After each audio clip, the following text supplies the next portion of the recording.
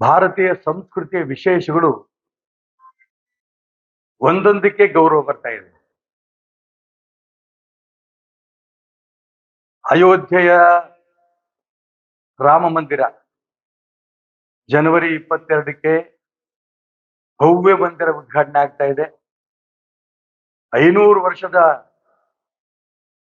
ಆ ಒಂದು ಹಳೆ ಕಟ್ಟಡ, ಯಾವ ವಿದೇಶದಿಂದ ಬಾಬರ್ ಬಂದಿದ್ದ ಆ ಕಟ್ಟಡವನ್ನ ಧ್ವಂಸ ಮಾಡಿ ಅಲ್ಲಿ ಕಾನೂನುಬದ್ಧವಾಗಿ ಅಲ್ಲಿ ರಾಮ ಮಂದಿರವನ್ನು ಕಟ್ಟಿದ್ದೇವೆ. ಇಡೀ ದೇಶದ ಪ್ರಪಂಚದ ಹಿಂದೂಗಳಿಗೆ ಸಂತೋಷ. ಇದು ಮೊದಲನೇದು.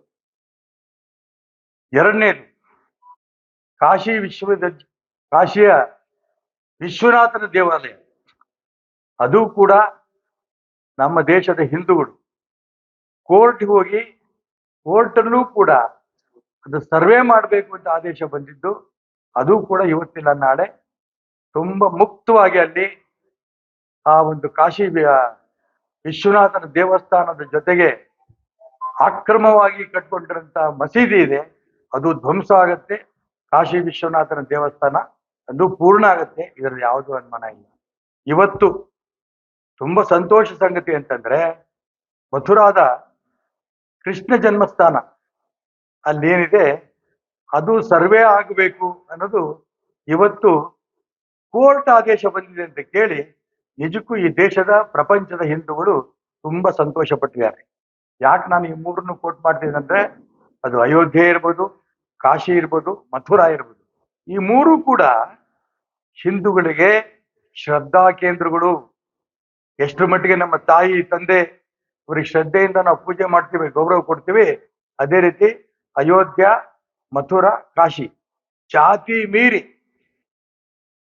ಮೀರಿ ನಾವೆಲ್ಲ ಹಿಂದೂಗಳು ಅಂತ, ಒಂದೇ ಧರ್ಮದವರು ಅಂತ ತೋರಿಸ್ತಾ ಇರೋಂಥ ಈ ಮೂರು ದೇವಸ್ಥಾನಗಳು ಮುಕ್ತವಾಗಿ ಮುಸಲ್ಮಾನರು ಆಕ್ರಮಣ ಮಾಡಿ ದಬ್ಬಾಳಿಕೆ ಮಾಡಿ ಒಡೆದು ಧ್ವಂಸ ಮಾಡಿದ್ರಲ್ಲ. ಅಯೋಧ್ಯೆ ಇರ್ಬೋದು, ಕಾಶಿ ಇರ್ಬೋದು, ಮಥುರಾ ಇರ್ಬೋದು. ಅಯೋಧ್ಯೆ ಅಂತೂ ತುಂಬಾ ಸ್ಪಷ್ಟವಾಗಿ ಅಲ್ಲಿದ್ದಂತ ಆ ಒಂದು ಗುಲಾಮಗಿರಿಯ ಸಂಕೇತವಾಗಿದ್ದ ಬಾಬರ್ ಕಟ್ಟಡ ಧ್ವಂಸ ಆಗಿ ಅಲ್ಲಿ ಪೂರ್ಣವಾದ ಅಯೋಧ್ಯೆಯ ರಾಮ ಮಂದಿರ ಆಗ್ತಾ ಇದೆ.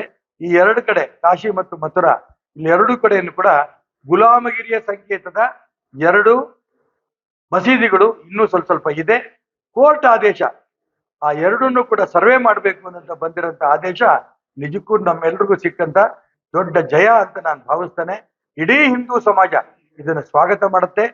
ಯಾರ್ಯಾರು ವಿದೇಶಿಯ ವ್ಯವಸ್ಥೆಗೆ, ಮುಸಲ್ಮಾನರಿರ್ಬೋದು, ಕ್ರಿಶ್ಚಿಯನ್ ಇರ್ಬೋದು, ಈ ವಿದೇಶಿ ವ್ಯವಸ್ಥೆಗೆ ಸರಿ ಇಲ್ಲ, ಈ ರೀತಿ ಹಿಂದೂ ದೇವಾಲಯಗಳನ್ನ ಒಡೆದು ಅಲ್ಲಿ ಮಸೀದಿ ಕಟ್ಟಿದ್ದಾರೆ, ಅದು ತೆಗಿಬೇಕು ಅನ್ನಂತ ಅಪೇಕ್ಷೆ ಪಟ್ಟಿರಂತ ಹಿಂದೂ ಮುಸಲ್ಮಾನರು ಕ್ರಿಶ್ಚಿಯನ್ರು ಕೂಡ ಇದನ್ನು ಸ್ವಾಗತ ಮಾಡ್ತಾರೆ. ನನಗೆ ತುಂಬಾ ಸಂತೋಷ.